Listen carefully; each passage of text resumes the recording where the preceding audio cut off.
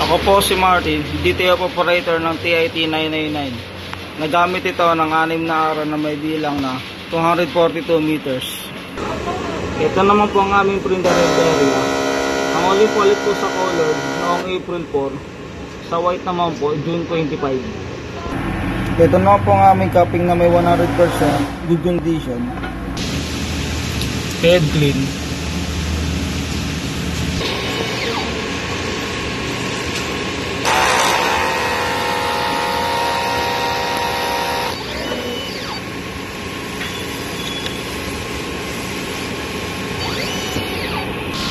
Punasan ng wiper after mag-head clean.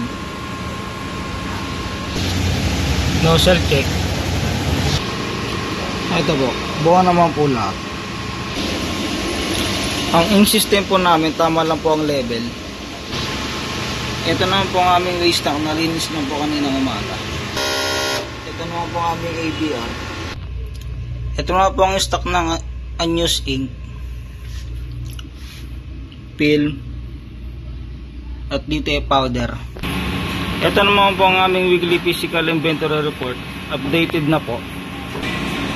Ito naman po ang aming consumables withdrawal, updated na rin po, simula noong October 1 po, up to present.